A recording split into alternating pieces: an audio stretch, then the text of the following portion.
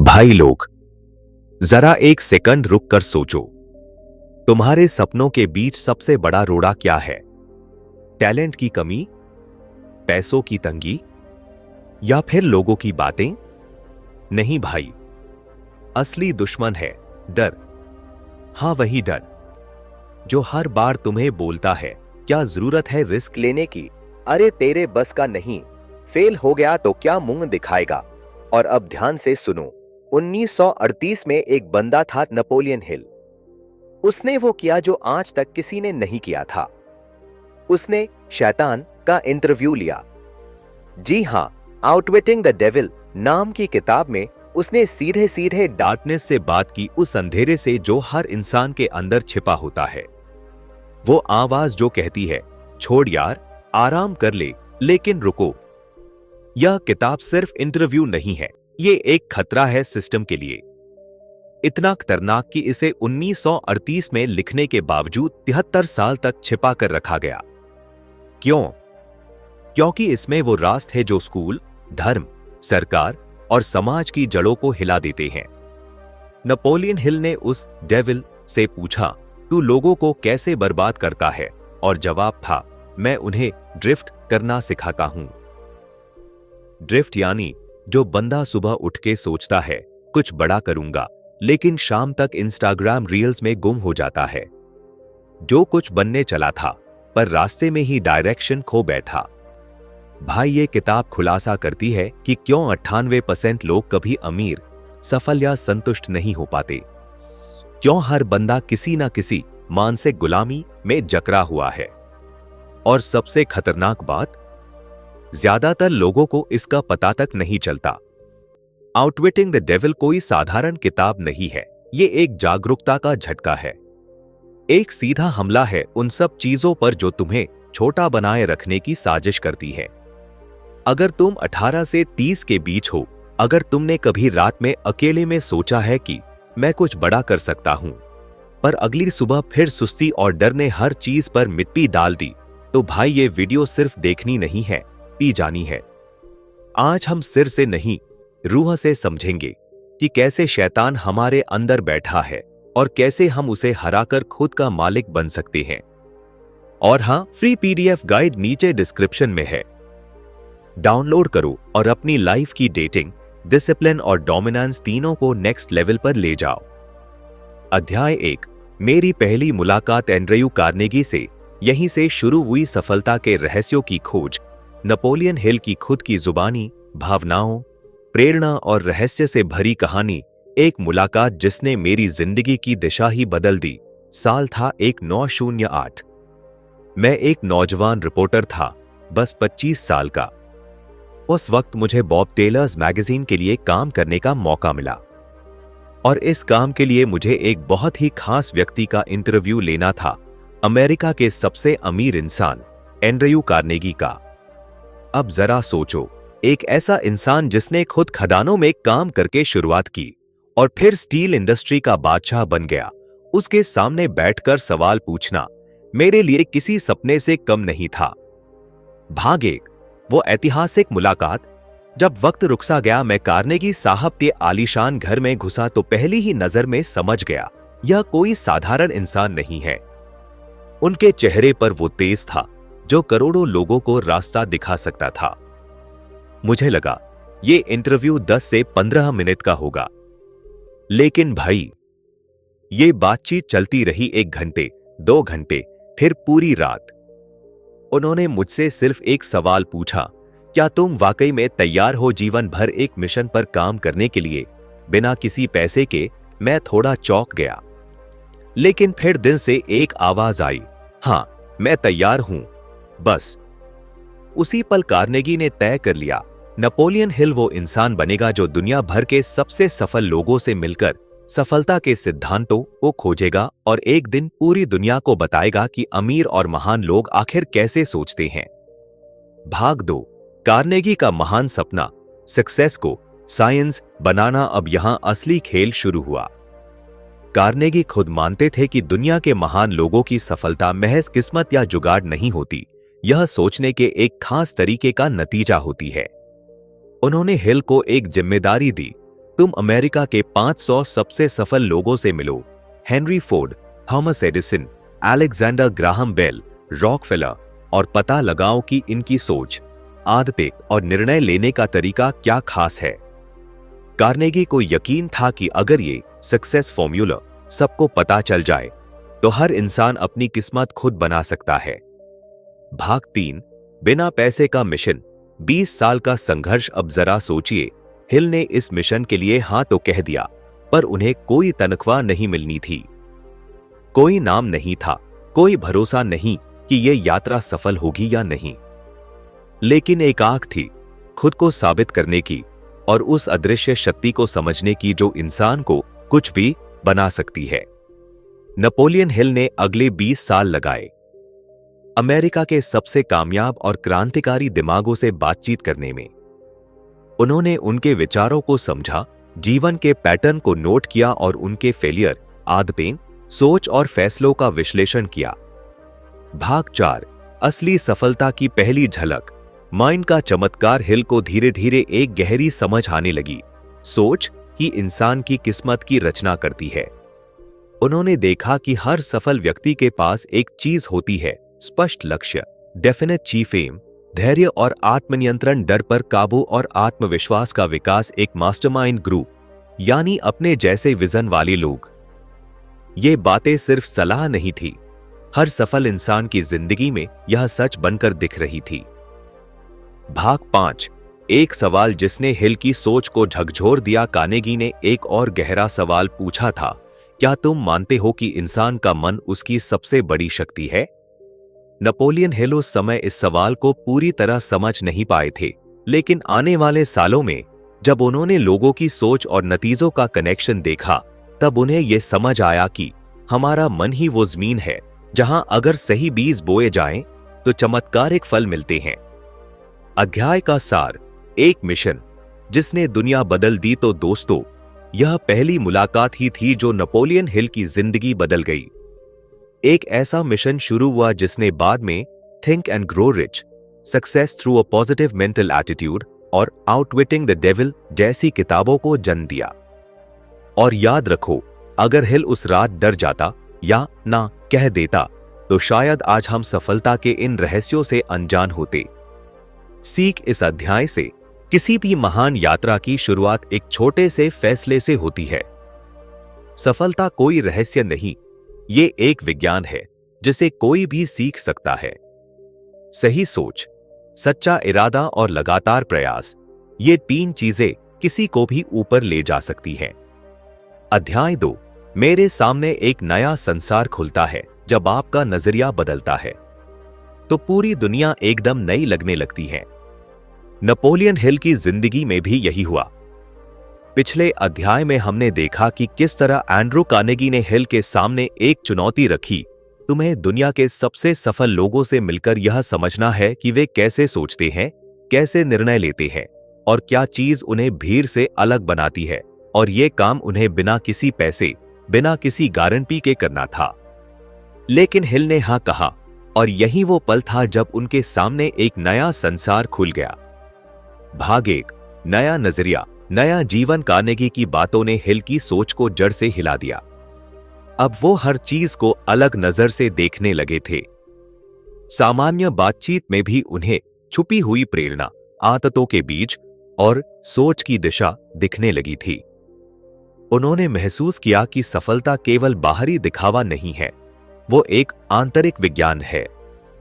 जैसे जैसे उन्होंने कार्नेगी की बातों पर ध्यान दिया, उन्हें यह समझ आने लगा कि ज्यादातर लोग ड्रिफ्ट कर रहे हैं, यानी बिना किसी स्पष्ट उद्देश्य के जिंदगी काट रहे हैं और फिर भाग्य को दोष देते हैं। भाग 2, सफल व्यक्तियों की मानसिकता को समझना शुरू। हिल ने सबसे पहले कार्नेगी को ही गहराई से ऑब्जर्व किया। वो कैसे सोचते हैं, कैसे बोलते हैं, कैसे निर्णय लेते हैं और किन आदतों को दोहराते हैं। उन्हें एक पैटर्न समझ आया। हर सफल व्यक्ति के पास होता है एक स्पष्ट लक्ष्य, डेफिनेट चीफ एम। वे कभी अपने डिसीजंस को टालते नहीं। उनकी सोच में होता है आत्मनियंत्रण, साहस और लगातार सीखने की भूख। वे छोटी असफलताओं से नहीं डरते, बल्कि उसे सबक बनाते हैं। हिल को समझ में आया, ये लोग किस्मत के भरोसे नहीं बैठे, बल्कि अपने माइंड को मास्टर करके अपनी किस्मत खुद लिखी है। भाग 3, सक्सेस अब सिर्फ एक सपना नहीं, एक अध्ययन बन गया। अब नेपोलियन हिल का नजरिया बदल गया था। वो अब सिर्फ पैसे या कामयाबी के पीछे नहीं भाग रहे थे, वो सक्सेस को समझना चाहते थे जैसे कोई विज्ञान समझा जाता है। उन्होंने एक डायरी में लिखना शुरू किया, हर ऑब्जर्वेशन, हर इंटरव्यू, हर छोटी बड़ी बात जो उन्हें प्रेरणा देती थी। उन्होंने किताबें पढ़नी शुरू की, फिलॉसफी, साइकोलॉजी, रिलीजन और खासकर ह्यूमन बिहेवियर। धीरे धीरे उनके भीतर एक रिसर्चर जन्म ले चुका था। भाग 4, कार्नेगी का master plan, the invisible counsellors. Carnegie ने हिल को एक और रहस्य बताया, जब मैं कोई बड़ा निर्णय लेने वाला होता हूं तो मैं अपने मन में एक इमेजिनरी कैबिनेट बनाता हूं और वहां मैं अब्राहम लिंकन, बेंजामिन फ्रैंकलिन और बाकी महान व्यक्तियों से सलाह लेता हूं। हिल चौंक गए। कार्नेगी ने कहा, यह कल्पना है, लेकिन यह मेरे मन को दिशा देती है, यह मेरे अंदर क्लैरिटी और करेज पैदा करती है। यहां से हिल को विजुअलाइजेशन और इमेजिनेशन की शक्ति का पता चला, जिसे वो आगे चलकर थिंक एंड ग्रो रिच में विस्तार से समझाते हैं। भाग 5, जो दुनिया कभी दिखती नहीं थी अब खुल चुकी थी। अब हिल को दिखने लगा कि जिंदगी की असली लड़ाई बाहर नहीं, अंदर लड़ी जाती है। हर डर, हर बाधा, हर भ्रम सब पहले मन में पैदा होता है और वहीं से खत्म भी हो सकता है। उन्होंने समझा कि माइंड एक मंत्र की तरह काम करता है, जो इसे समझ गया वही जीवन का सच्चा निर्माता बनता है। अध्याय का सार, यात्रा की असली शुरुआत। तो दोस्तों, यह अध्याय नेपोलियन हिल की आंतरिक यात्रा की शुरुआत है। यहां से उन्होंने तय कर लिया, अब उनका जीवन दूसरों की सफलता को समझने और उसे एक यूनिवर्सल फॉर्मूले में ढालने का होगा। कार्नेगी के विश्वास और अपने आत्मबल के सहारे हिल ने वो देखने की कोशिश की जो दुनिया कभी देख ही नहीं पाई थी। इस अध्याय से क्या सीखें? सोच बदलो, नजरिया बदलो, दुनिया बदल जाएगी। हर महान सफलता का एक मानसिक, आध्यात्मिक और भावनात्मक आधार होता है। अपने लक्ष्य के प्रति स्पष्ट और समर्पित रहना ही सफलता की पहली सीढ़ी है। जब आप किसी मिशन के लिए सच्चे दिल से तैयार होते हो तो पूरा ब्रह्मांड आपको रास्ता दिखाता है। अध्याय 3, शैतान से एक अजीब साक्षात्कार। यहीं से शुरू होता है असली खेल। अगर तुम्हारे मन में डर बैठा है तो सोचो, क्या होगा अगर तुम उससे आमने सामने बात कर सको? नेपोलियन हिल ने यही किया। उन्होंने अपने माइंड के अंदर उस डर, उस शक, उस नकारात्मक शक्ति का सामना किया जिसे उन्होंने नाम दिया द डेविल, यानी शैतान। और अब कहानी मोड़ लेती है। भाग 1, जब हिल ने शैतान को बुलाया, कल्पना या चेतना की गहराई। नेपोलियन हिल ने यह अध्याय लिखते हुए साफ कहा कि यह इंटरव्यू एक कल्पना नहीं है, बल्कि एक बौद्धिक अनुभव है। जब उन्होंने सालों की रिसर्च, ध्यान और आत्मनिरीक्षण के बाद अपने मन की गहराइयों में उतरना शुरू किया तो उन्हें एक रहस्यमयी आवाज सुनाई दी, एक डेविल की आवाज जो उनके सवालों का जवाब देने लगा। हिल ने पूछा, तू कौन है? डेविल ने जवाब दिया, मैं वह हूं जो तुम्हारे हर नकारात्मक विचार में छुपा होता है। मैं वह शक्ति हूं जो इंसान को उसकी पूरी क्षमता से भटकाता है। यह बातचीत हिल के अपने मन और दुनिया की सबसे खतरनाक मानसिकता के बीच एक युद्ध थी, जो हमें यह सिखाती है कि डर, भ्रम, आलस्य और शंका का असली चेहरा क्या होता है। भाग 2, ड्रिफ्टिंग, शैतान का सबसे बड़ा हथियार। हिल ने डेविल से पूछा, तू इंसानों पर राज कैसे करता है? डेविल ने कहा, मैं उन्हें ड्रिफ्टर बना देता हूं। अब ड्रिफ्टर कौन होता है? जिसके पास कोई स्पष्ट लक्ष्य नहीं होता, जो बिना सोचे, बिना योजना के भीड़ की तरह जीता है, जो डर से फैसले लेता है और हर गलती का दोष दूसरों पर डालता है, जो जीवन में एक दिशाविहीन लहर की तरह बहता रहता है और अंत में कुछ भी ठोस हासिल नहीं करता। डेविल कहता है, मेरे 98% शिकार यही ड्रिफ्टर्स हैं और जो 2% होते हैं वो होते हैं थिंकर्स, बिलीवर्स और डूअर्स, जिनसे शैतान डरता है। भाग 3, शैतान के साथ सबसे खतरनाक हथियार। नेपोलियन हिल ने डेविल से उसके टूल्स के बारे में पूछा और डेविल ने जो बताया वो हर इंसान के जीवन में कहीं ना कहीं सच बनकर मौजूद है। डर, फियर, विशेष रूप से गरीबी, आलोचना और मौत का डर, सुस्ती, लेजीनेस, कुछ करने की इच्छा की मौत, संदेह, डाउट जो हर आत्मविश्वास को जहर बना देता है, लालच, ग्रीड जो आदमी को आत्मा बेचने तक ले जा सकता है, ईर्ष्या, जेलसी जो मन की शांति को तोड़ देती है, क्रोध, एंगर जो निर्णय की क्षमता को नष्ट कर देता है, अल्कोहल और सेक्स का गलत इस्तेमाल जो आत्मनियंत्रण को बर्बाद करता है। डेविल कहता है, जब मैं ये हथियार इस्तेमाल करता हूं तो इंसान खुद सोचने की क्षमता खो देता है और मैं उसके जरिए दुनिया में अंधकार फैला देता हूं। भाग 4, जो लोग डेविल के कंट्रोल से बाहर हैं वो कैसे बचते हैं। हिल ने पूछा, क्या हर कोई तुम्हारा शिकार बन सकता है? डेविल का जवाब चौंकाने वाला था, नहीं। जो इंसान खुद सोचता है, अपने निर्णय खुद लेता है और अपने जीवन के लिए जिम्मेदारी लेता है, मैं उसका कुछ नहीं बिगाड़ सकता। ऐसे लोग अपने दिन की शुरुआत लक्ष्य के साथ करते हैं, अपने विचारों पर नियंत्रण रखते हैं, खुद को डिस्ट्रैक्शन से बचाते हैं, नकारात्मक विचारों को अंदर घुसने नहीं देते और सबसे जरूरी, सोचते हैं, समझते हैं और फिर बोलते हैं। इन लोगों को ही हिल ने कहा, नॉन ड्रिफ्टर्स अध्याय का सार, यह लड़ाई बाहर नहीं, तुम्हारे मन के अंदर है। इस अध्याय में नेपोलियन हिल ने दिखाया कि शैतान कोई लाल रंग का सींग वाला राक्षस नहीं है। वो हर उस क्षण में मौजूद है जब तुम अपने लक्ष्य को भूल जाते हो। हर उस आदत में छुपा है जो तुम्हें आलसी बनाती है। हर उस डर में बसता है जो तुम्हें कुछ बड़ा करने से रोकता है। डेविल के साथ ये काल्पनिक इंटरव्यू दरअसल हमारे ही अंतर्मन की गहराई है और अगर तुमने इसे पहचान लिया तो तुम्हारा जीवन तुम्हारे ही हाथों में होगा, ना कि किसी और के कंट्रोल में। सीख इस अध्याय से, डर, सुस्ती और अनिश्चितता ये हमारे असली दुश्मन है। ड्रिफ्टिंग यानी बिना उद्देश्य के जीना सबसे बड़ी आत्महत्या है। हर इंसान के अंदर सोचने की शक्ति है और वही सबसे बड़ा हथियार है। जो अपनी सोच पर नियंत्रण पा लेता है वो शैतान को मात दे सकता है। अध्याय 4, शैतान के साथ बहना, ड्रिफ्टिंग का खतरनाक जाल। अगर तुमने अपनी जिंदगी का रुख तय नहीं किया तो तय मानो शैतान तुम्हारे लिए रास्ता तय कर देगा। नेपोलियन हिल इस अध्याय में उस मानसिक गुलामी का पर्दाफाश करते हैं जिसे उन्होंने नाम दिया है ड्रिफ्टिंग, और डेविल खुद बताता है कि कैसे वह इस ड्रिफ्टिंग के जरिए 98% इंसानों को काबू में रखता है। भाग 1, ड्रिफ्टिंग मतलब क्या है? हिल ने डेविल से सीधा सवाल किया, तू ड्रिफ्टिंग से क्या मतलब निकालता है? डेविल ने जवाब दिया, ड्रिफ्टिंग मतलब बिना सोच के जीना, बिना योजना के बहते रहना, हर दिन ऐसे काटना जैसे लहरों पर लकड़ी बह रही हो, ना कोई दिशा, ना कोई नियंत्रण। ड्रिफ्टर वो होता है जिसके पास कोई स्पष्ट लक्ष्य नहीं होता, जो दूसरों की सोच से प्रभावित होता है, जो हर फैसले में टालमटोल करता है और जो अपने जीवन की जिम्मेदारी कभी नहीं लेता। ड्रिफ्टर जिंदा तो होता है पर असल में मर चुका होता है। भाग 2, ड्रिफ्टिंग कैसे शुरू होता है? डेविल का शातिर गेम प्लान। डेविल ने बड़ी चालाकी से बताया कि ड्रिफ्टिंग की शुरुआत बचपन से ही हो जाती है। एक स्कूलिंग सिस्टम से। डेविल कहता है, मैं बच्चों को ऐसे स्कूल भेजवाता हूं जहां सोचने नहीं, रट्टा मारने की ट्रेनिंग होती है, जहां सवाल पूछना बगावत माना जाता है। 2 रिलीजन के नाम पर डर।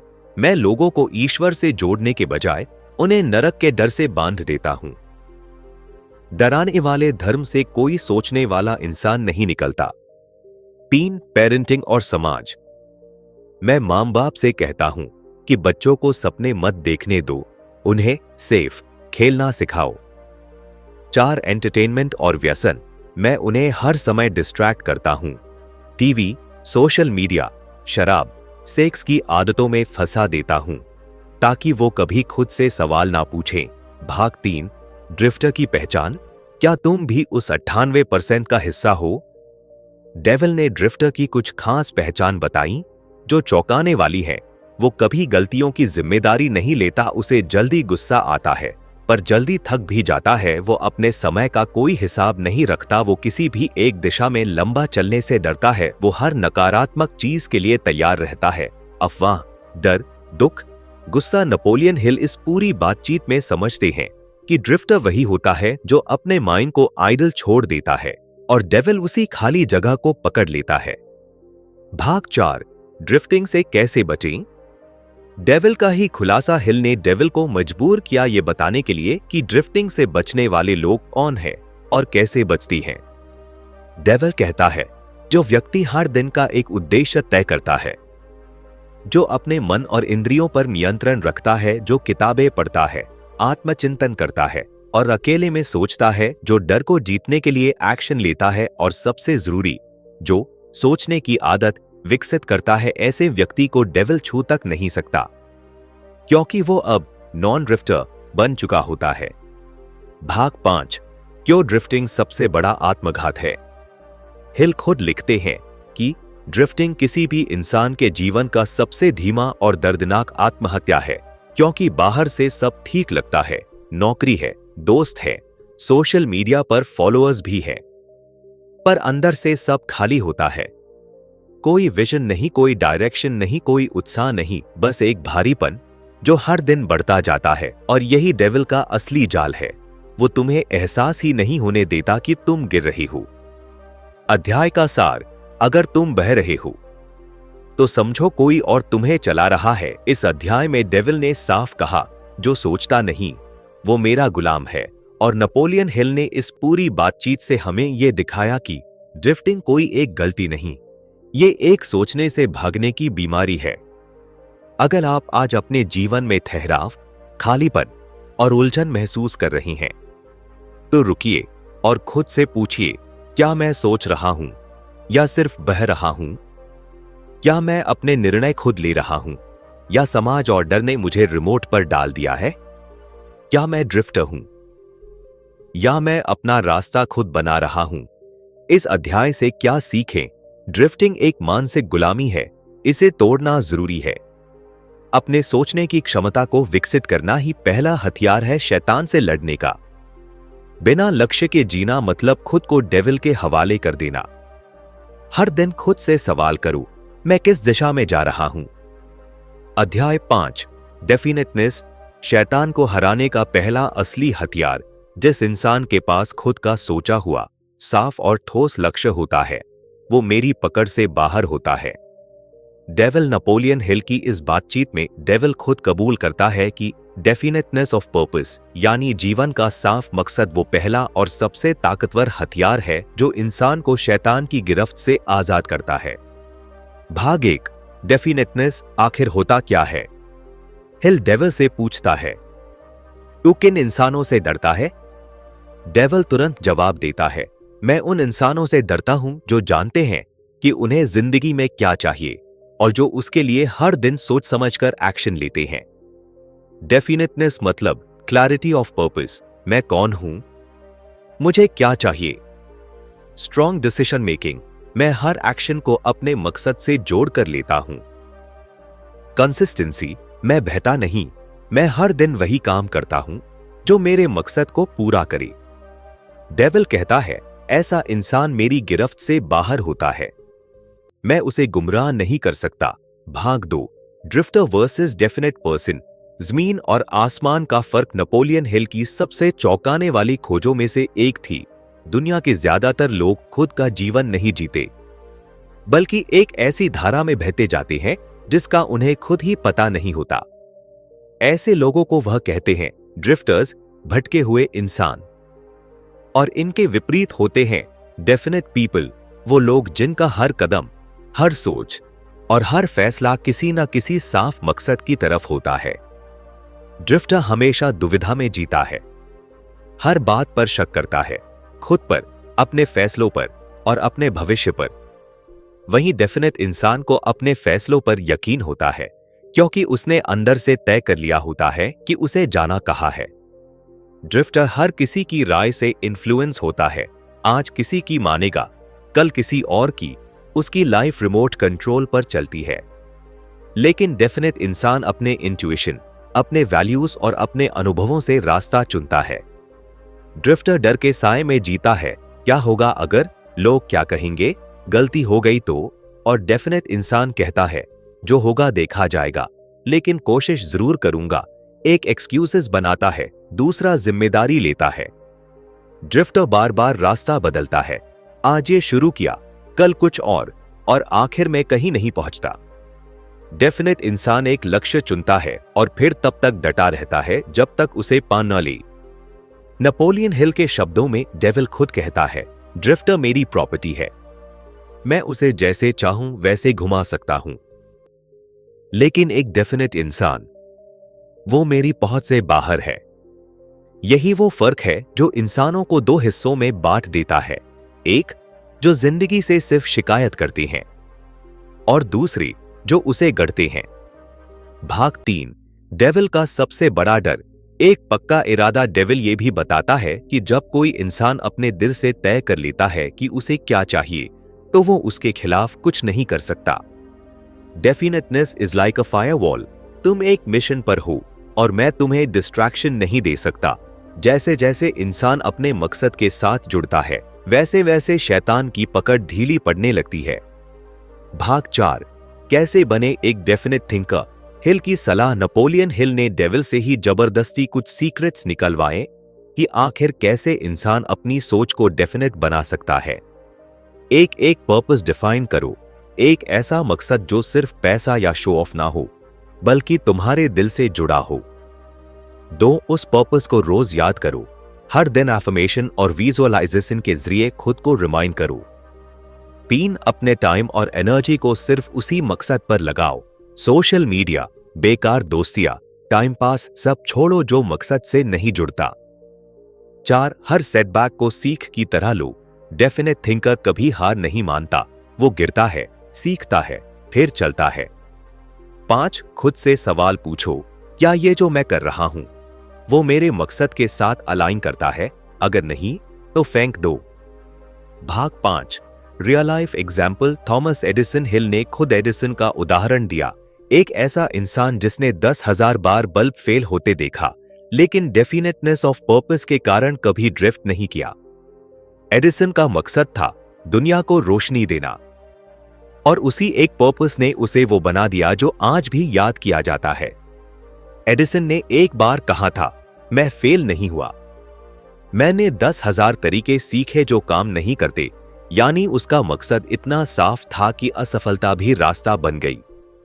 भाग 6, डेफिनेटनेस सिर्फ गोल नहीं, एक माइंडसेट है। हिल ये साफ करते हैं कि डेफिनेटनेस सिर्फ एक टास्क नहीं है, ये तो हर दिन का जीने का तरीका है।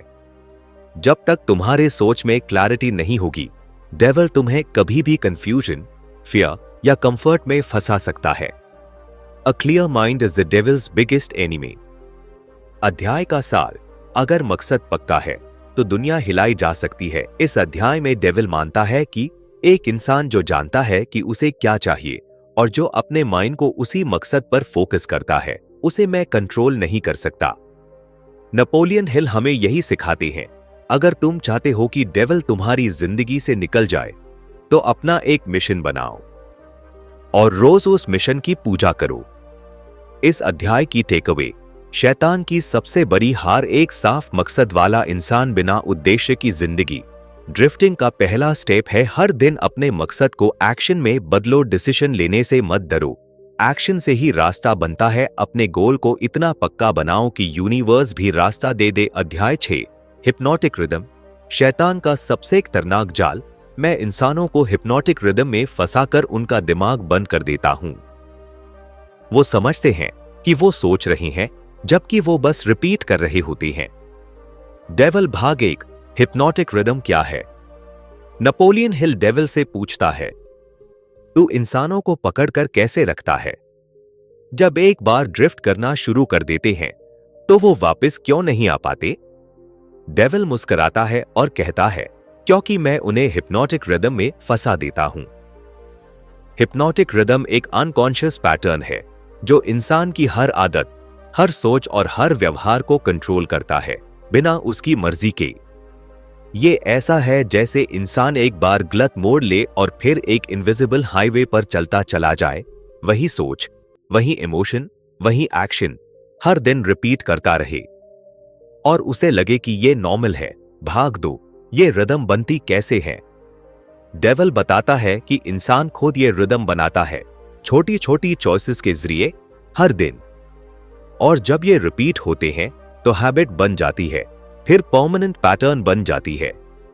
एग्जाम्पल्स, तुम हर बार नेगेटिव सोचते हो, धीरे धीरे आपका माइंड डिफॉल्ट नेगेटिव हो जाता है। हर दिन प्रोक्रास्टिनेट करते हो, माइंड बिलीव करने लगता है कि अभी नहीं, ये सही है। हर रात देर तक फोन, बॉडी को लगता है ये नॉर्मल है। नींद की साइकिल गड़बड़ हो जाती है। हर बार फेलियर से डरकर हट जाते हो, माइंड हार से डरना सीख जाता है। डेविल कहता है एक बार ये रिदम बन जाए तो इंसान को खुद ये ब्रेक करना नामुमकिन लगता है। भाग 3, हिप्नोटिक रिदम मानसिक जेल। डेविल इस रिदम को एक मेंटल प्रिजन की तरह डिस्क्राइब करता है, जहां दरवाजे दिखते हैं लेकिन खुलते नहीं। तुम सोचते हो कि तुम्हारे पास आजादी है, लेकिन दरअसल तुम्हारी सोच, इच्छा और आत्मा सब मेरी बनाई हुई लय रिदम में बंध चुकी है। ड्रिफ्टर्स यानी बिना मकसद के बहने वाले लोग सबसे तेजी से इस रिदम में फंस जाते हैं, क्योंकि उनका कोई एंकर नहीं होता। उन्हें कुछ भी नया अनकंफर्टेबल लगता है, इसलिए बार बार वही पुराना सोच और व्यवहार दोहराते रहते हैं। भाग 4, कैसे बचे इस खतरनाक रिदम से। नेपोलियन हिल डेविल से ये भी उगलवा लेते हैं कि कैसे एक इंसान हिप्नोटिक रिदम से खुद को आजाद कर सकता है। डेविल ना चाहते हुए भी कुछ जरूरी बातें कबूल करता है। एक डेफिनेटनेस ऑफ पर्पस रखो। अगर तुम्हारा एक साफ और पैशन से भरा हुआ गोल है तो तुम्हारा माइंड उसी पर रिपीट करने लगेगा। 2, सेल्फ अवेयरनेस से जियो। हर दिन अपनी थिंकिंग पैटर्न, बिहेवियर और इमोशन पर ध्यान दो।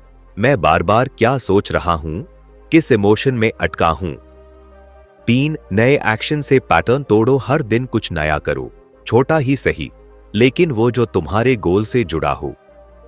New action new rhythm. 4, fear को फेस करो, उसको अवॉइड नहीं। डेविल का सबसे बड़ा हथियार है डर, और डर हिप्नोटिक रिदम को और मजबूत बनाता है। फेस योर फियर्स, तभी ये लूप टूटेगा। भाग 5, रियल लाइफ एग्जाम्पल एडिक्शंस और प्रोक्रास्टिनेशन। हिल ने बताया कि जैसे लोग शराब, सिगरेट या पोर्न की आदत में फंस जाते हैं, वैसे ही नेगेटिव थॉट लूप्स, ओवरथिंकिंग या ओवरयूज ऑफ सोशल मीडिया भी हिप्नोटिक रिदम का ही मॉडर्न रूप है।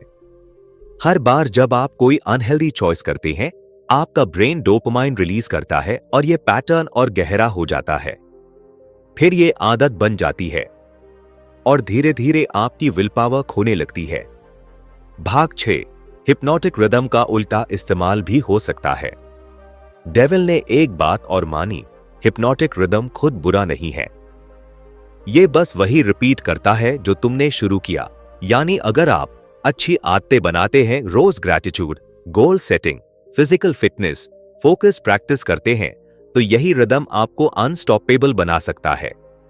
जैसे एक नदी गलत दिशा में बह सकती है, वैसे ही सही दिशा में भी, बस सोर्स बदलना पड़ता है। अध्याय का सार, ब्रेक द लूप और become a slave. Napoleon Hill के इस अध्याय में सबसे बड़ा खुलासा यही है कि ड्रिफ्टिंग डेविल का जाल है, लेकिन हिप्नोटिक रिदम उसकी जेल है।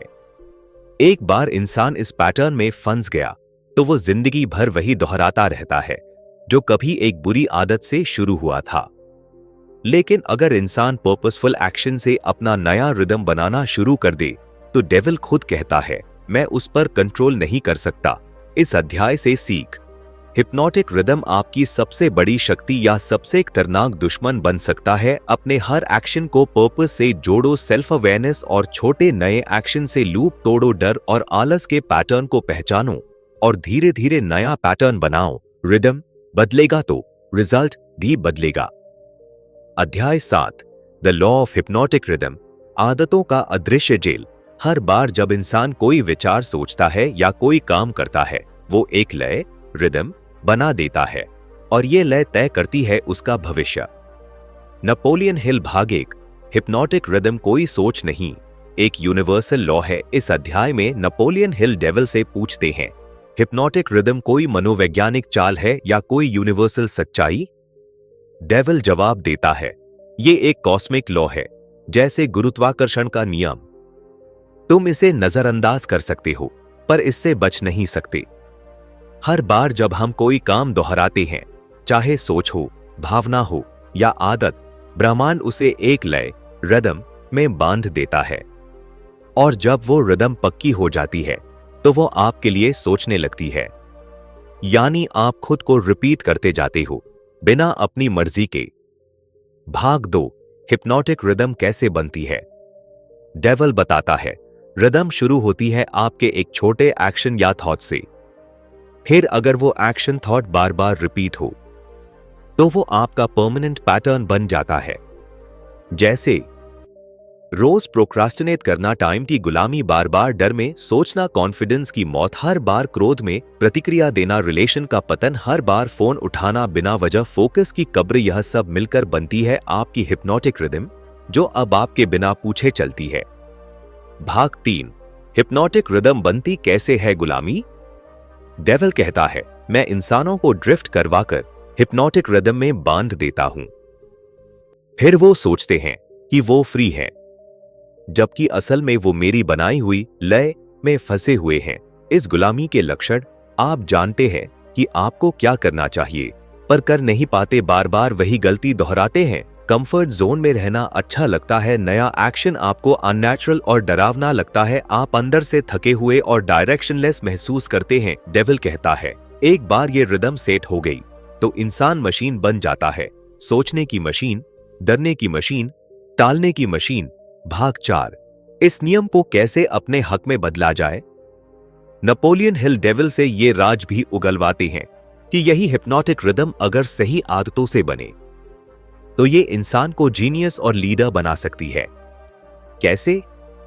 एक डेफिनेटनेस ऑफ पर्पस, हर काम के पीछे मकसद हो। जब आपकी सोच गोल आधारित होगी तो वही लय बनने लगेगी जो आपको उस गोल तक ले जाए। 2, कॉन्शियस रेपिटेशन, अच्छा काम बार बार करो, सुबह जल्दी उठना, ग्रैटिट्यूड लिखना, डीप वर्क करना, ये सब अगर रोज हो तो पॉजिटिव रिदम बनती है। 3, कंट्रोल योर इमोशंस, अगर आप गुस्से, डर, जलन जैसे भावनाओं में बार बार बहते हो तो डेविल की लय बचती है।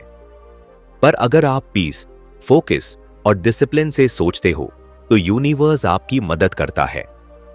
4, नर्चर गुड हैबिट्स, छोटे सुधार हर दिन, habit repeated action rhythm, rhythm future, हर छोटी जीत मिलकर एक महान लय बनाती है और वो लय आपके भाग्य की दिशा तय करती है।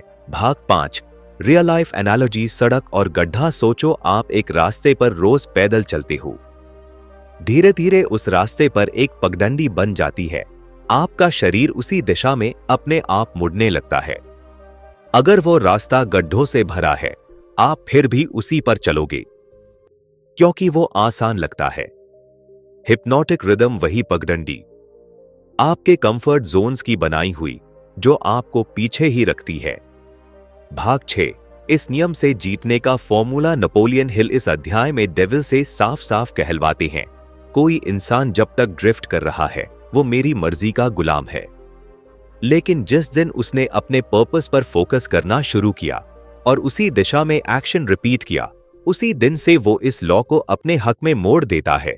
फाइनल फॉर्मूला, सोच को लक्ष्य से जोड़ो, एक्शन को इंटेंशनल बनाओ, हर दिन रिपीट करो वो जो आपके विजन से मेल खाता है। जिन चीजों से डर लगता है उनसे 2 कदम आगे बढ़ो, हर बार जब आपको लगे अरे छोड़ो कल करेंगे, उसी वक्त आपको एक्शन लेना है। अध्याय का सार, हिप्नोटिक रिदम एक ऐसी यूनिवर्सल लय है जो आपके एक्शन के आधार पर आपकी किस्मत बुनती है। अगर आप ड्रिफ्ट करते रहोगे तो वही पुराना गाना बजेगा, डर, आलस, पछतावा। लेकिन अगर आपने पर्पसफुली सोचना और काम करना शुरू किया तो यूनिवर्स उसी लय में आपको सक्सेस तक ले जाएगा। अध्याय 8, डिफीटिंग द डेविल स्ट्रैटेजी, शैतान की चाल को हराना। जिस दिन इंसान सोचकर जीना शुरू करता है उसी दिन वो शैतान से आजाद होने लगता है। नेपोलियन हिल भाग 1, शैतान की असली ताकत क्या है। नेपोलियन हिल डेविल से पूछते हैं, तू इंसानों पर कैसे राज करता है। डेविल का जवाब चौंकाने वाला होता है, मैं इंसान को सोचने से रोककर उस पर कंट्रोल करता हूं। मैं उन्हें ड्रिफ्ट करवा देता हूं, यानी बिना सोच के बहने वाला बना देता हूं। मैं उन्हें डर, आलस और भीड़ की नकल में उलझा देता हूं। डेविल की असली रणनीति ये नहीं कि वो आपको हराता है, बल्कि वो आपको खुद से हारने देता है। भाग 2। नेपोलियन हिल डेविल से वो राज उगलवाते हैं। हिल चालाकी से डेविल से पूछते हैं, अगर कोई इंसान ड्रिफ्ट करना छोड़ दे तो क्या तू हार जाएगा? डेविल गुस्से में मानता है, हाँ, अगर कोई इंसान अपने जीवन का मकसद तय कर ले और रोज उस दिशा में सोचकर एक्शन ले तो मैं उसका कुछ नहीं बिगाड़ सकता। हिल डेविल से step by step action plan निकलवाती हैं, जिससे इंसान खुद को ड्रिफ्ट और हिप्नोटिक रिदम से आजाद कर सकता है। भाग 3। शैतान से आजादी का 7 step formula 1। Definiteness of purpose. लक्ष्य के बिना जीवन अधूरा है। जब तक तुम नहीं जानते कि तुम्हें कहां पहुंचना है, डेविल तुम्हें कहीं भी घुमा सकता है। अपना मिशन साफ करो। एक लाइन में हर दिन याद रखो। 2 सेल्फ डिसिप्लिन। मन को कंट्रोल करना सीखो। शैतान वही करवाता है जो तुम करना नहीं चाहते लेकिन करते रहते हो। ध्यान, दिनचर्या और नो से हाँ कहना सीखो। 3 लर्निंग फ्रॉम डिफीट। हार से सीखो। भागो मत। डेविल हार को शर्म बनाता है, हिल उसे पाठशाला। हर असफलता में सवाल पूछो, मैंने क्या सीखा? 4 कंट्रोल ओवर टाइम। समय सबसे बड़ा हथियार है। डेविल चाहता है कि तुम समय बर्बाद करो। वो सोशल मीडिया नहीं, उसकी लहर है। हर दिन के 15 मिनट अपने मकसद के लिए दो, उसी से नई रिदम बनती है। 5 एनवायरमेंटल इन्फ्लुएंस। अपने माहौल पर कंट्रोल लो। डेविल तुम्हें ऐसे लोगों के बीच फंसाता है जो खुद ड्रिफ्ट कर रहे हैं। स्ट्रॉन्ग लोगों से घिरो जो तुम्हें खींचे, गिराए नहीं। 6 पॉजिटिव मेंटल एटीट्यूड। सोच वही बनती है जो तुम दोहराते हो। डेविल नेगेटिव थिंकिंग से अपनी लय बनाता है। रोज सुबह 3 चीजों के लिए धन्यवाद लिखो। खुद से पॉजिटिव बातें बोलो। 7 कॉस्मिक हैबिट फोर्स। सही आदतें तुम्हारी ढाल है। डेविल कहता है, जो आदतें बार बार दोहराई जाती है वही इंसान का भविष्य बनाती है। रोज एक अच्छी आदत चुनो और 21 दिन तक रिपीट करो। भाग 4। शैतान को हराने का मनोवैज्ञानिक हथियार। नेपोलियन हिल डेविल से जब पूछते हैं, किसी आम इंसान को सबसे पहले क्या करना चाहिए? डेविल बोलता है, अपने विचारों की निगरानी करो। हर बार जब इंसान सोचने लगता है और ड्रिफ्ट को पहचान कर रोक देता है, वही मेरी हार की शुरुआत है। इसका मतलब अवेयरनेस फ्रीडम। भाग 5। आजादी का आखिरी राज। डेविल मानता है कि इंसान कभी ड्रिफ्ट नहीं करेगा अगर उसका माइंड उसके पर्पस पर टिका हो। वो अपने फियर से सवाल पूछे, वो खुद से ईमानदारी से बातचीत करे, वो फेलियर से भागे नहीं, उसे टीचर माने, वो बार बार एक दिशा में चलता रहे, चाहे धीरे ही क्यों न हो। अध्याय का सार। डेविल का असली जादू यह है कि वो इंसान को खुद से डिस्कनेक्ट कर देता है। लेकिन नेपोलियन हिल हमें बताते हैं, अगर तुम सोचने लगो, सवाल पूछो और पर्पसफुल एक्शन लो तो कोई डेविल तुम्हें नहीं रोक सकता। डेविल की स्ट्रैटेजी कोई सुपरनैचुरल शक्ति नहीं, बल्कि मेंटल इलनेस ऑफ इनएक्टिविटी है। अब फैसला तुम्हारे हाथ में है। क्या तुम ड्रिफ्ट करोगे या सोचकर, समझकर, एक्शन लेकर डेविल को हराओगे? कमेंट करो। अब मैं खुद की कमान अपने हाथ में ले चुका हूं। और अगला अध्याय जरूर देखना। अध्याय 9 लर्निंग फ्रॉम एडवर्सिटी। मुसीबतों से सीखो वरना हार तुम्हें निगल जाएगी। हर मुसीबत में एक तोहफा छिपा होता है, बस उसे देखने की नजर चाहिए। नेपोलियन हिल भाग 1। हिल का सवाल, क्या एडवर्सिटी यानी मुसीबत भी किसी काम की हो सकती है? डेविल से हिल पूछते हैं, तू इंसानों की जिंदगी में दुख, दर्द, हार क्यों भेजता है? डेविल जवाब देता है, मुसीबतें मैं नहीं भेजता, इंसान खुद की सोच और फैसलों से उन्हें बुलाता है। लेकिन अगर वो चाहे तो इन्हीं मुसीबतों से वो सबसे ज्यादा सीख सकते हैं। यानी डेविल भी मानता है, हर हार, हर धोखा, हर गिरावट एक सबक है। सवाल ये है, क्या तुम सीखोगे या हार मान लोगे? भाग 2 मुसीबतें क्यों आती है? नेपोलियन हिल समझते हैं, हर एडवर्सिटी का एक मकसद होता है, ताकत की टेस्टिंग, आत्मज्ञान की शुरुआत, नई सोच की नींव। डेविल कहता है, मैं हार को तुम्हारे खिलाफ इस्तेमाल करता हूं, लेकिन अगर तुम सीख गए तो वही हार तुम्हारी सबसे बड़ी ताकत बन सकती है। भाग 3 पेन को पावर में बदलने की कला। हिल डेविल से पूछते हैं, कोई इंसान अगर ड्रिफ्ट कर रहा हो और उसे झटका लगे, क्या वो संभल सकता है? डेविल गुस्से में बोलता है, हाँ, और ये मेरे लिए सबसे बड़ा खतरा है। बहुत बार किसी की जिंदगी में बड़ा बदलाव तभी आता है जब कुछ बड़ा टूटता है। Heart break, job loss, health issue, यही दर्द आगे बढ़ने की जड़ बन सकता है। भाग 4, मुसीबत को सीखने का माध्यम कैसे बनाएं। हिल का 5 स्टेप एडवर्सिटी फॉर्मूला 1। रुको भागो मत, जब जिंदगी हिलाती है तो रुक जाओ, भागो मत। एग्जाम्पल, हिल के खुद के जीवन में जब गरीबी और आलोचना थी तब उन्होंने पीछे नहीं हटे, उन्होंने पेन को एक किताब में ढाला। 2 प्रश्न पूछो, मुझे ये क्यों सिखाया जा रहा है। हर परेशानी के पीछे कोई लेसन है। हर एडवर्सिटी से एक सवाल पूछो, इसमें मेरे लिए कौन सी छिपी सीख है। 3 रिस्पॉन्स टू नो, रिएक्शन नहीं पेन ऑटोमेटिक है, लेकिन सफरिंग एक विकल्प है। सोच समझकर जवाब दो, मैं इससे क्या बना सकता हूं। 4 पैटर्न पहचानो, क्या यह बार बार हो रहा है। डेविल पुराने पैटर्न को दोहराकर पकड़ मजबूत करता है। देखो क्या बार बार वही रिलेशनशिप, वही लॉस, वही डर दोहराया जा रहा है। अगर हां, तो यह तुम्हारा सीखने का समय है। 5 रीबिल्ड विद पर्पस, दोबारा उठो, इस बार मकसद के साथ। जब सब टूट जाए तो दोबारा बनाओ, पर इस बार सोचकर। अब ड्रिफ्ट नहीं, अब डायरेक्शन चाहिए, ताकि डेविल की पकड़ टूट जाए। भाग 5, असली उदाहरण नेपोलियन हिल की खुद की जिंदगी से। नेपोलियन हिल की जिंदगी किसी फेरी टेल जैसी नहीं थी। बचपन में गरीबी, बार बार बिजनेस में फेलियर, डिप्रेशन के दौर, रिजेक्शन और उपहास। लेकिन इन्हीं एडवर्सिटी से उन्होंने सबसे बड़ा काम किया, थिंक एंड ग्रो रिच लिखी और डेविल का इंटरव्यू लेकर पूरी दुनिया को चेताया। एडवर्सिटी ने उन्हें ऑथर नहीं, वॉरियर बनाया। भाग 6, डेविल की कबूलनामा। हिल के सवालों से परेशान होकर डेविल मानता है, जब कोई इंसान अपनी एडवर्सिटी से सीख लेता है तो वो मेरी पकड़ से निकल जाता है। फिर मैं चाहकर भी उसे ड्रिफ्ट नहीं करा सकता। यानी एडवर्सिटी डेविल की दी गई सजा नहीं है, बल्कि उसका इल्यूजन तोड़ने का मौका है। अध्याय का सार, एडवर्सिटी एक टीचर है, अगर तुम स्टूडेंट बनने को तैयार हो। डेविल एडवर्सिटी का इस्तेमाल तुम्हें तोड़ने के लिए करता है, लेकिन तुम्हारा मकसद हो तो तुम उसी एडवर्सिटी से खुद को बना सकते हो। मुसीबतें तुम्हें मिटा सकती हैं या इतिहास बना सकती हैं। फैसला तुम्हारे सोच पर है। अब तुम सोचो, तुम्हारी सबसे बड़ी हार क्या थी? क्या तुमने उससे कुछ सीखा, या डेविल अभी भी तुम्हें गिल्ट और डर में फंसाए बैठा है?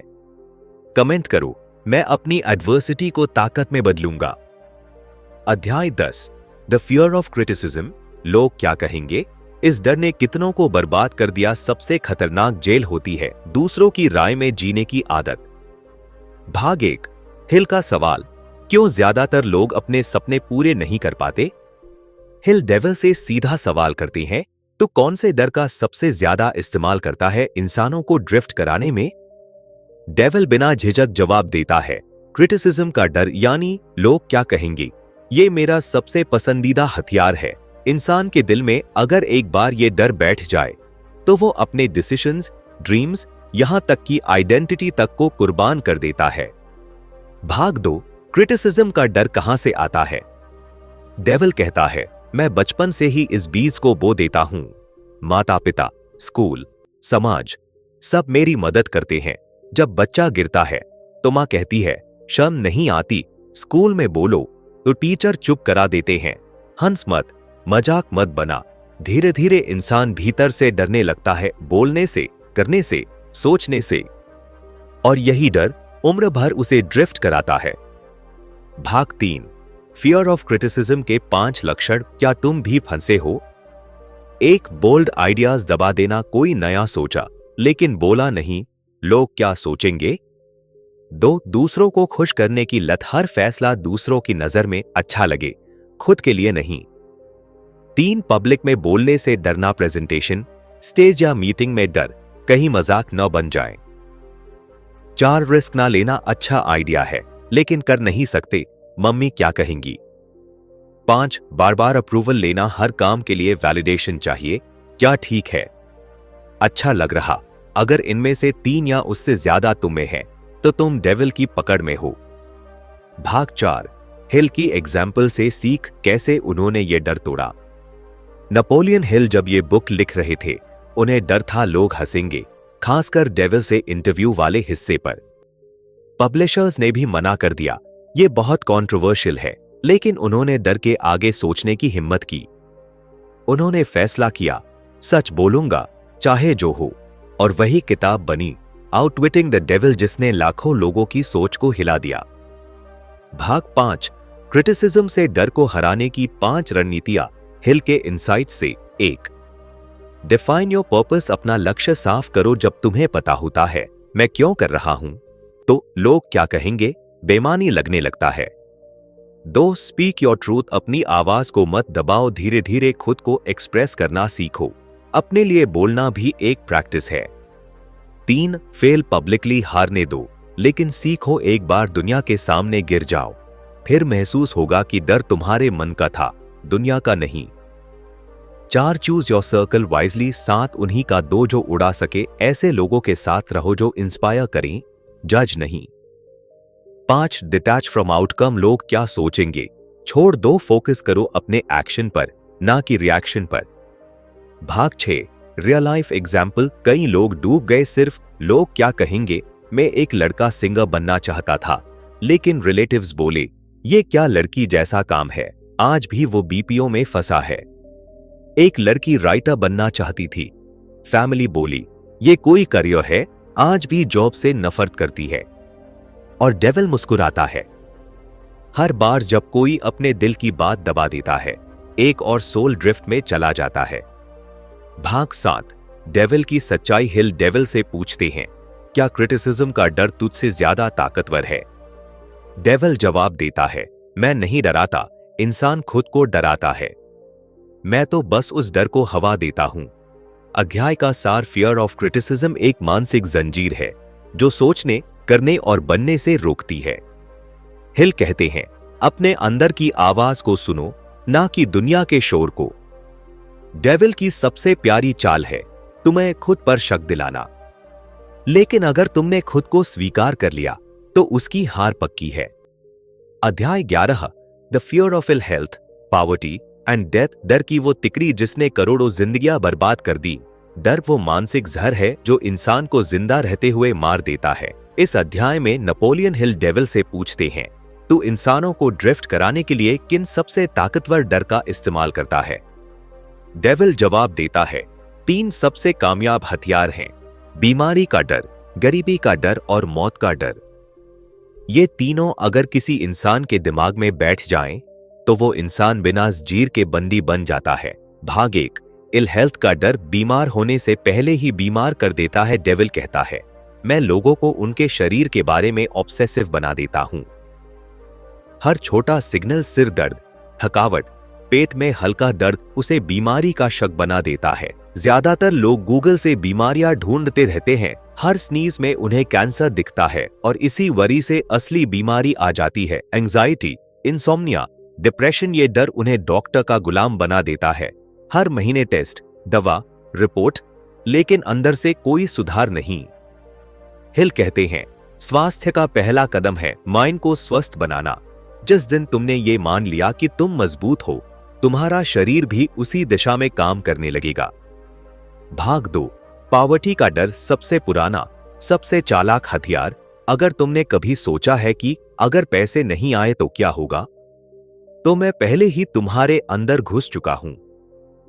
डेविल कहता है, गरीबी का डर इंसान को इतना मजबूर कर देता है कि वो मीडियोकर लाइफ को एक्सेप्ट कर लेता है, सेफ जॉब पकड़ लेता है, एंटरप्रेन्योर बनने का सपना छोड़ देता है, अपनी क्रिएटिविटी को मार देता है। पैसे की कमी से नहीं, पैसे खोने के डर से नहीं बढ़ता रिजल्ट। वो हमेशा दूसरों की कंडीशंस में जीता है, प्रमोशन के लिए बॉस की चमचागिरी, ईएमआई के डर से ओवरटाइम, और इसी लूप में ड्रिफ्ट करता रहता है। हिल का समाधान, मनी का डर खत्म करना है तो फाइनेंशियल एजुकेशन शुरू करो। जिस दिन तुमने पैसा कमाने और बचाने का सही तरीका सीख लिया, पैसा तुम्हारे पीछे भागेगा, डर नहीं। भाग 3, डेथ का डर। सबसे गहरा, सबसे स्पिरिचुअल डर। लोग मरने से नहीं डरते, वो इस बात से डरते हैं कि वो जी ही नहीं पाए। डेविल खुलासा करता है कि मौत का डर इंसान को रिस्क लेने से, बोल्ड फैसले लेने से और पर्पस से जीने से रोक देता है। क्या मैं फेल हो गया तो? क्या मेरी उम्र निकल गई? क्या अब कोई फायदा नहीं? यह डर इंसान को हाफ लाइफ मोड में जीने पर मजबूर करता है, ना पूरी तरह जिंदा, ना पूरी तरह मरा। हिल कहते हैं, डेथ को फाइनल डेस्टिनेशन मत मानो, उसे एक रिमाइंडर मानो। हर दिन खुद से पूछो, अगर आज आखिरी दिन है तो क्या मैं वही कर रहा हूं जो मैं करना चाहता हूं? कैसे इन 3 डरों से निकले? Number 1, self suggestion. मन में नया प्रोग्रामिंग डालो। हर सुबह बोलो, मैं स्वस्थ हूं, शक्तिशाली हूं, धनवान हूं और फियरलेस हूं। Number 2, action and anxiety. जैसे ही डर आए, कोई छोटा सा एक्शन लो। पैसे का डर है, बजट बनाओ। बीमारी का डर है, एक्सरसाइज करो। मौत का डर है, पर्पसफुल काम करो। Number 3, learn to laugh at fear. Hill कहते हैं, डर को मजाक में उड़ा दो। जितना सीरियस लोग डर को लेते हैं, उतना ही वो उन्हें कंट्रोल करता है। निष्कर्ष, बीमार पड़ने का डर अक्सर दिमाग की बीमारी बन जाता है। गरीब हो जाने का डर हमें मीडियोक्रिटी में फंसा देता है और मौत का डर हमें अधूरा जीने पर मजबूर कर देता है। लेकिन इन डरों को ओवरकम किया जा सकता है पर्पसफुल एक्शन और फियरलेस माइंडसेट से। डेविल तभी हारता है जब तुम कहो, मैं डर के बिना जीऊंगा, पूरी ताकत और क्लैरिटी के साथ। Number 12, the fear of loss of love and old age. प्यार और जवानी का डर जो इंसान को अंदर से तोड़ देता है। प्यार का डर इंसान से उसकी असली आजादी छीन लेता है। नेपोलियन हिल इस बार डेविल से एक सीधा और पर्सनल सवाल पूछते हैं, क्या तुम इंसानों को इमोशनल तौर पर भी कंट्रोल करते हो? डेविल हंसते हुए जवाब देता है, इमोशंस ही तो मेरा सबसे ताकतवर प्लेग्राउंड है। खासकर 2 डर, प्यार खोने का डर और बुढ़ापे का डर। भाग 1, फियर ऑफ लूजिंग लव। जब प्यार की डिपेंडेंसी डर में बदल जाती है। डेविल कहता है, हर इंसान को प्यार चाहिए, लेकिन मैं उसे इस तरह ट्विस्ट करता हूं कि वो प्यार पाने की बजाय उसे खोने से डरने लगता है।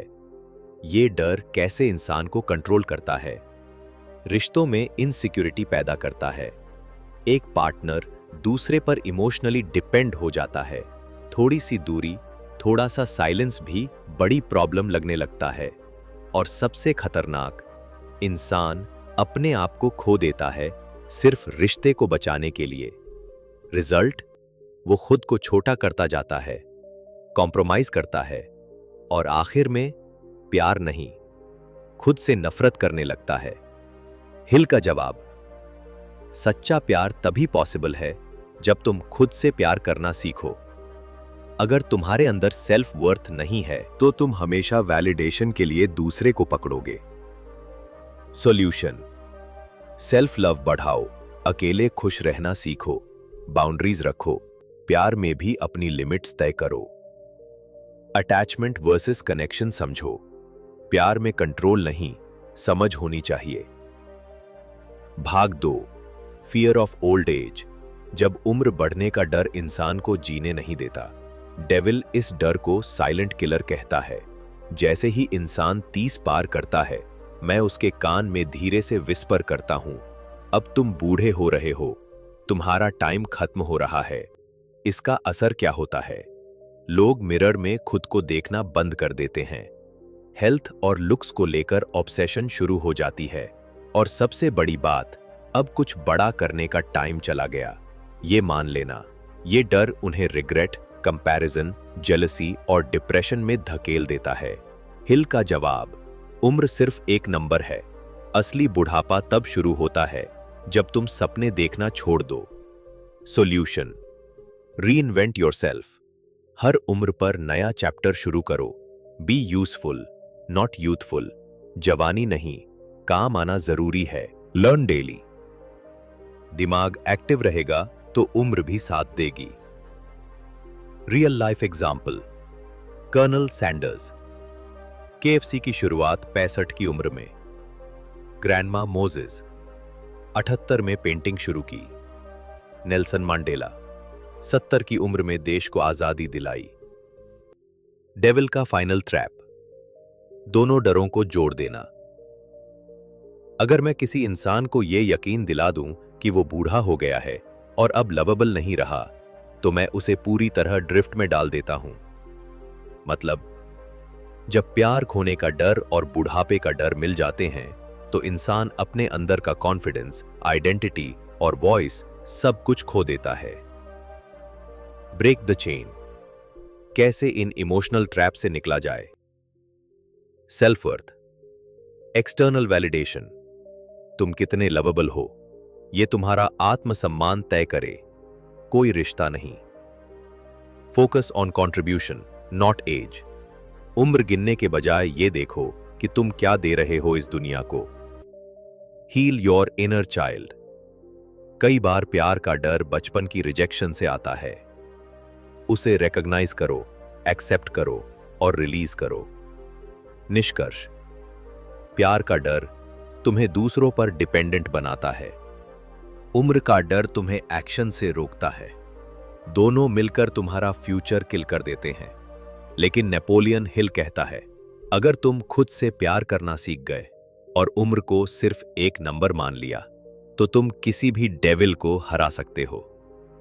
अध्याय 13, फियर के 6 भूत, द 6 घोस्ट्स ऑफ फियर। प्रस्तावना, डर वो जहर है जो धीरे धीरे आत्मा को खा जाता है। नेपोलियन हिल कहते हैं, अगर इंसान को असफल बनाना हो तो उसे किसी बाहरी हमले की नहीं, बस डर की जंजीरों में बांध देना काफी है। इस अध्याय में हिल उन 6 खतरनाक डर की बात करते हैं जिन्हें वो द 6 घोस्ट्स ऑफ फियर कहते हैं, यानी वो अदृश्य भूत जो इंसान को अंदर से तोड़ देते हैं। भाग 1, फियर ऑफ पॉवर्टी, गरीबी का डर। यह सबसे पुराना और सबसे जहरीला डर है। हिल बताते हैं कि यह डर हमें रिस्क लेने से रोकता है। यह विस्पर करता है, अगर तुम फेल हुए तो क्या होगा? लोग हंसेंगे, तुम भूखे मरोगे। लक्षण, जॉब छोड़ने से डर, न्यू आइडिया पर काम करने से डर, पैसे की ओवर सेविंग और कंजूसी, सिक्योरिटी के नाम पर life sacrifice. Solution, abundance mindset adopt करो। पैसा एक फ्लो है, ना कि डर की वजह। भाग 2, फियर ऑफ क्रिटिसिज्म, लोग क्या कहेंगे। यह डर इंसान को खुद बनने से रोकता है। बचपन से हमें सिखाया जाता है, लोग क्या कहेंगे पहले यह सोचो। हिल कहते हैं, यही डर क्रिएटिविटी की मौत है। लक्षण, ड्रेसिंग, बोलने, सोचने में हेजिटेशन, सोशल मीडिया पर पोस्ट डालने से डर, रिजेक्शन का डर, पब्लिक स्पीकिंग से डर। सॉल्यूशन, सेल्फ अप्रूवल डेवलप करो, लोगों के क्लैप या टॉन्ट से ऊपर उठो। भाग 3, fear of loss of love, प्यार खोने का डर। जब इंसान प्यार के लिए खुद को भूलने लगता है, तब शैतान स्ट्रॉन्गेस्ट होता है। यह डर हमें जेलस, पोजेसिव और इमोशनली वीक बना देता है। लक्षण, ओवर अटैचमेंट, टॉक्सिक रिलेशनशिप में टिके रहना, कांस्टेंट इनसिक्योरिटी, मैनिपुलेशन से डर कर चलना। सॉल्यूशन, ट्रू लव तब होता है जब तुम कंप्लीट हो, डर से नहीं, ट्रस्ट से कनेक्शन बनाओ। भाग 4, फियर ऑफ डेथ, मौत का डर। हर बड़ा डर आखिर में मौत के डर से जुड़ा होता है। हिल कहते हैं कि समाज और धर्म ने इस डर को एम्प्लीफाई किया है ताकि लोग कंट्रोल में रहें। लक्षण, health obsession, religious guilt, adventure से दूर भागना, हर रिस्क में मर जाऊंगा वाली सोच। सॉल्यूशन, डेथ को एक ट्रांजिशन मानो, फोकस करो लेगेसी और पर्पस पर। भाग 5, फियर ऑफ इल हेल्थ, बीमारी का डर। डर से बीमारियां होती हैं, बीमारियों से नहीं। हिल बताते हैं कि ये डर मीडिया, एड्स और आसपास के लोगों से फैलता है। लक्षण: हर सिम्टम को कैंसर समझ लेना, ओवर मेडिकेशन, फेक डिजीजेस की कल्पना, health anxiety. Solution: mind body connection strong करो, फोकस करो पॉजिटिविटी, ग्रैटिट्यूड और हेल्दी हैबिट्स पर। भाग 6, फियर ऑफ ओल्ड एज, बुढ़ापे का डर। उम्र का डर लोगों को जिंदा लाश बना देता है। हिल कहते हैं, सोसाइटी ने बूढ़े लोगों को बेकार मान लिया है और उसी बिलीफ ने लाखों जिंदगियां बर्बाद की हैं। लक्षण: मिरर देखना, अवॉइड करना, अपने सपनों को छोड़ देना, हमेशा रिग्रेट और पास्ट में जीना, अब क्या ही कर सकते हैं वाली सोच। सॉल्यूशन: हर उम्र एक वरदान है, नॉलेज, विजडम और काम पावर डेवलप करो। अंतिम संदेश: डर की बुनियाद है अनजाने की अज्ञानता। नेपोलियन हिल कहते हैं, डर कोई राक्षस नहीं है, वो तो बस तुम्हारे दिमाग में बैठा एक शैडो है। जैसे ही तुम उसे रोशनी दिखाते हो, वो गायब हो जाता है। निष्कर्ष: इन 6 भूतों से कैसे लड़ा जाए? अवेयरनेस: सबसे पहले इन्हें पहचानो। नॉलेज: डर का साइकोलॉजी समझो। एक्शन: छोटे छोटे कदम लेकर डर पर हमला करो। फेथ: खुद पर और यूनिवर्स पर भरोसा रखो। Definiteness of purpose, clear goal, डर को काट देता है। अध्याय 14, स्पिरिचुअल हार्मनी एंड फेथ, आस्था और आत्मिक संतुलन की शक्ति। प्रस्तावना: जिस इंसान में सच्ची आस्था है, वहां शैतान की कोई जगह नहीं। नेपोलियन हिल इस अध्याय में बताते हैं कि डर, भ्रम और भटकाव की जड़ को काटने का असली हथियार है फेथ, आस्था, और स्पिरिचुअल हार्मनी, आध्यात्मिक संतुलन। डेविल खुद स्वीकार करता है कि faith is the only antidote to my poison. Hill की सीधी बात: शैतान उन्हीं पर हावी हो सकता है जो खुद पर और किसी बड़ी शक्ति पर विश्वास नहीं रखते। फेथ का मतलब सिर्फ धर्म या पूजा पाठ नहीं है। फेथ एक ऐसी ताकत है जो कंफ्यूजन को क्लियर विजन में बदल देती है, जो डर को एक्शन में बदल देती है। फेथ कैसे बनती है? हिल बताते हैं कि फेथ कोई मिराकल नहीं है, वो एक प्रोसेस है जो डिसिप्लिन, अवेयरनेस और प्रैक्टिस से आता है। 3 pillars of faith. Definiteness of purpose, एक साफ और पवित्र लक्ष्य।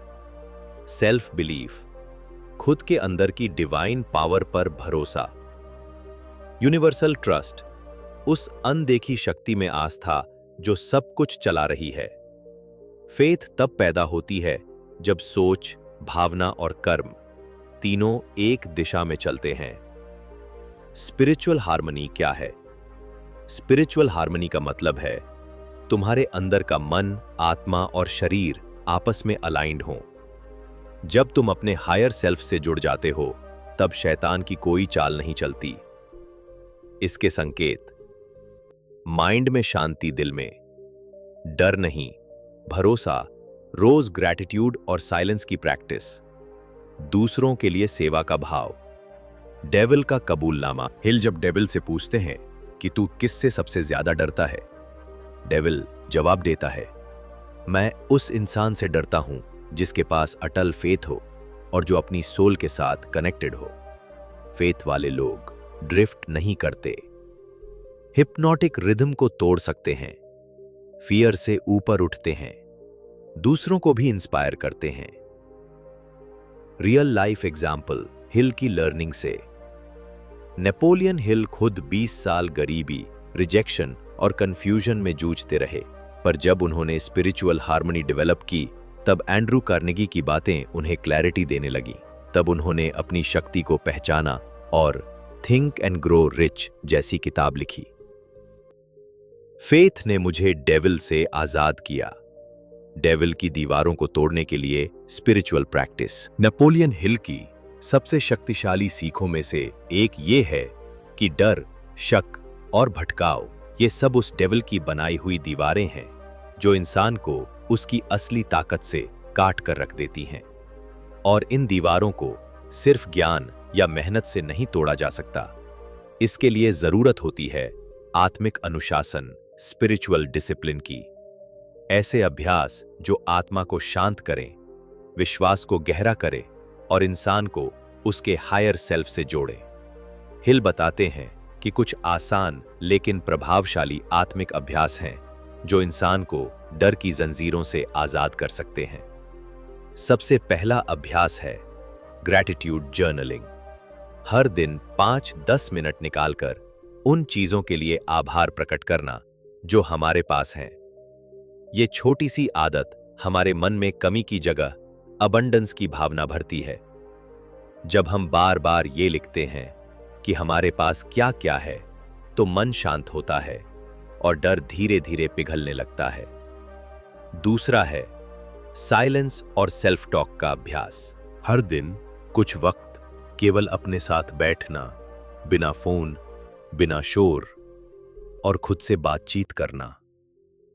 यह अभ्यास इंसान को बाहरी दुनिया से काटकर अंदर की आवाज से जोड़ता है। यही वो कनेक्शन है जो हमें डर और भ्रम से बाहर निकालकर क्लैरिटी और आत्मविश्वास की तरफ ले जाता है। तीसरा अभ्यास विजुअलाइजेशन। अपनी आंखें बंद करके खुद को उस लक्ष्य तक पहुंचा हुआ देखना जो अभी सिर्फ एक सपना है। यह केवल कल्पना नहीं बल्कि विश्वास को मजबूत करने की विधि है। विजुअलाइजेशन हमारे अंदर ये भावना भरती है कि ये संभव है और यही भावना हमारी ऊर्जा को बदल देती है। चौथा अभ्यास है सेवा भाव, सेल्फलेस वर्क।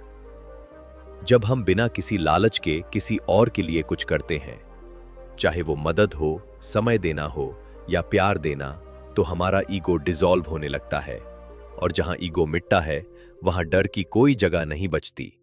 सेवा इंसान को नर्म बनाती है और नरमी में ही सबसे बड़ा बल छिपा होता है।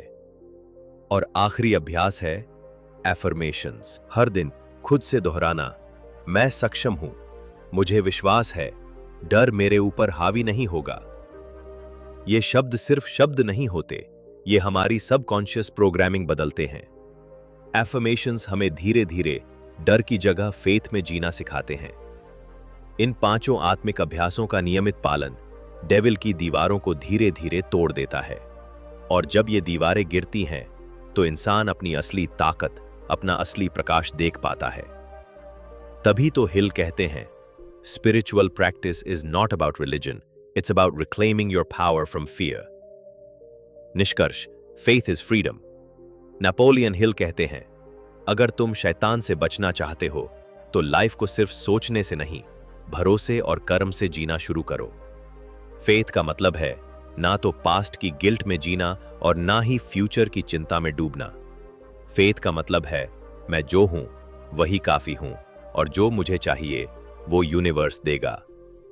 अध्याय 15, your right to be rich, free and happy. ये जीवन तुम्हारा है, इसे अपने तरीके से जियो। तुम जन्म से अमीर, आजाद और खुश रहने के अधिकारी हो। नेपोलियन हिल इस आखिरी अध्याय में एक जोरदार घोषणा करते हैं, हर इंसान का जन्मसिद्ध अधिकार है अमीरी, आजादी और सच्ची खुशी। शैतान की सारी चालें, डर, आलस, आलोचना का भय, बीमारी का डर, गरीबी का डर, इन सब का मकसद सिर्फ तुम्हें भटकाकर तुम्हारी ताकत तुमसे छीनना है। लेकिन अगर तुम एक बार खुद को पहचान लो तो शैतान का खेल वहीं खत्म हो जाता है। हिल की आखिरी स्ट्रैटेजी, जिंदगी को दोबारा लिखने का तरीका। नेपोलियन हिल मानते हैं कि इंसान डर का गुलाम नहीं बल्कि सोचने वाली एक ईश्वरीय शक्ति है, और जब यह शक्ति जागती है तो इंसान अपनी किस्मत खुद लिख सकता है। 3 महान अधिकार। अमीरी, वेल्थ, सिर्फ पैसों से नहीं, माइंडसेट से आती है। जब सोच अमीर होती है तब जेब भी भर जाती है। हिल बताते हैं कि सफलता माइंडसेट, पर्पस और परसिस्टेंस से आती है। आजादी, फ्रीडम, डर, भ्रम, समाज की सोच, ये सब मेंटल प्रिजन्स है। स्पिरिचुअल फ्रीडम, अपनी सोल की आवाज सुनना, शैतान से मुक्त होने के लिए ये सबसे जरूरी चीज है। खुशी, हैप्पीनेस, कंपैरिजन छोड़कर खुद से दोस्ती करके जब तुम पर्पस के साथ जीते हो तो खुशी खुद चल कर आती है। हिल की final talk with the devil. Hill आखिरी बार डेविल से पूछते हैं, क्या कोई ऐसा तरीका है जिससे इंसान तुमसे पूरी तरह मुक्त हो सकता है? शैतान जवाब देता है, हां, जब कोई इंसान खुद की सोच का मास्टर बन जाए और अपने डर को पहचान कर उसे फेथ से रिप्लेस कर दे, तब मेरा उस पर कोई जोर नहीं चलता। फाइनल एफर्मेशन, खुद से ये बोलो, मैं अमीरी के लायक हूं, मैं आजाद हूं किसी भी डर से, मुझे खुश रहने का पूरा हक है और मैं उसे अपनाता हूं। हर दिन ये बोलो, हर दिन विश्वास करो, हर दिन जियो जैसे तुम इस सच्चाई को महसूस कर रहे हो। Practical wisdom. अब क्या करें?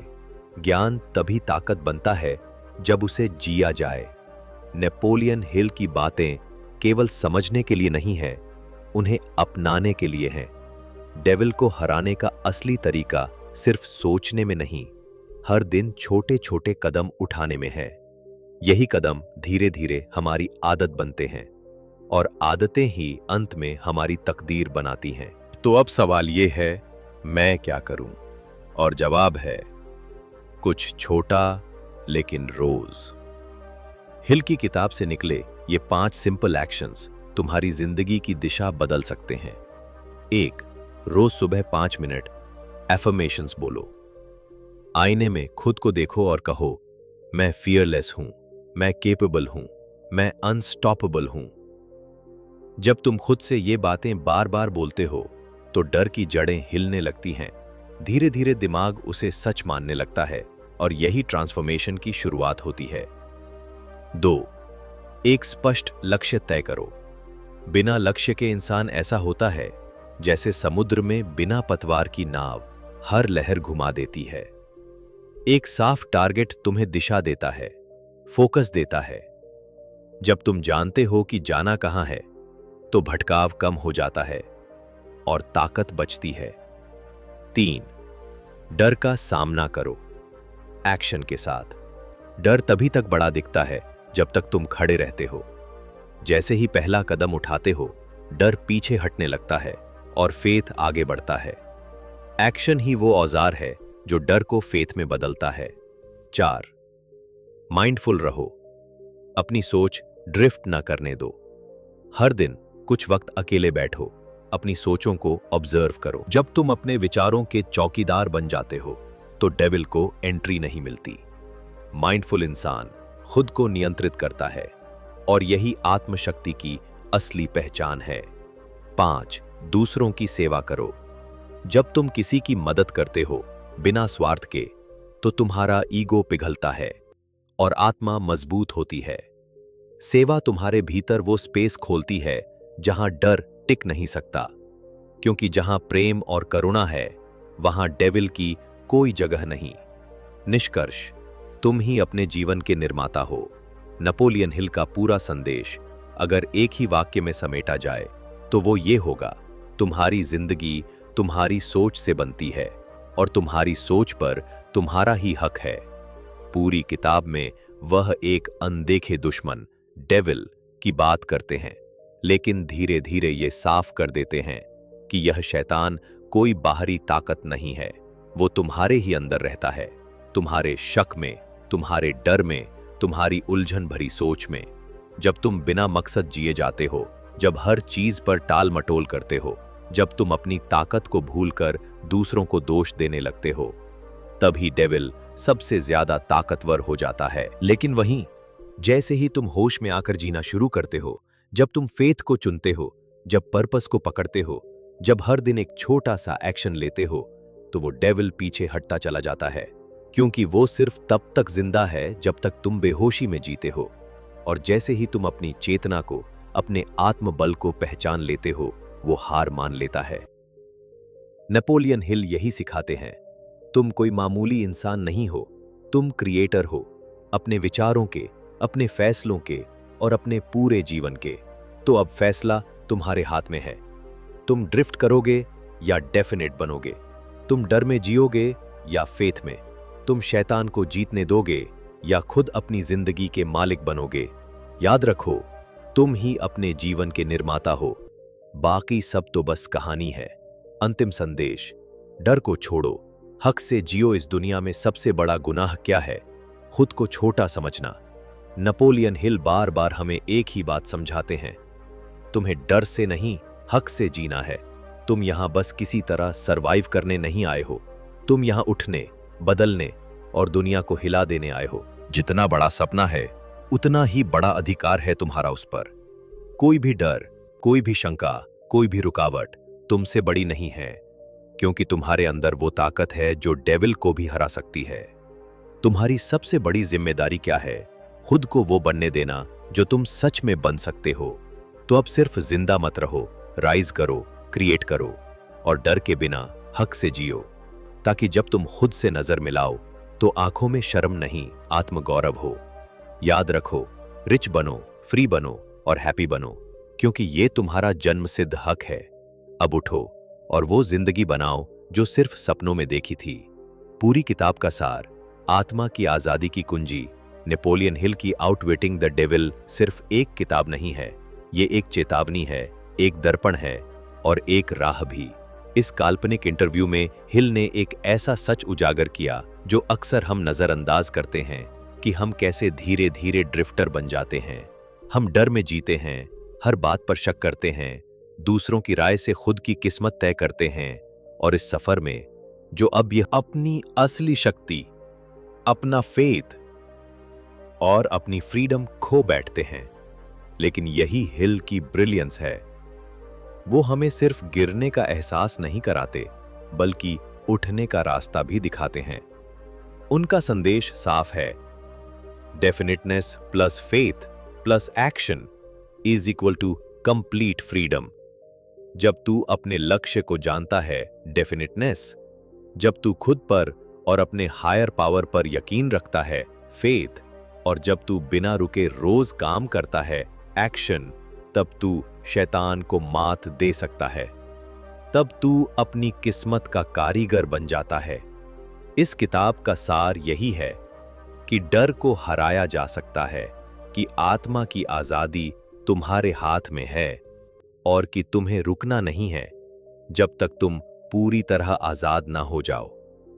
भाई, अगर इस वीडियो ने तेरे अंदर की नींद में पड़ी ताकत को जगा दिया हो, तो एक बात कान खोल के सुन, अब डर में जीने का कोई बहाना नहीं बचा। नेपोलियन हिल ने डेविल का पर्दा फाड़ दिया है, अब बारी तेरी है उस डर से फुल ताकत से लड़ने की।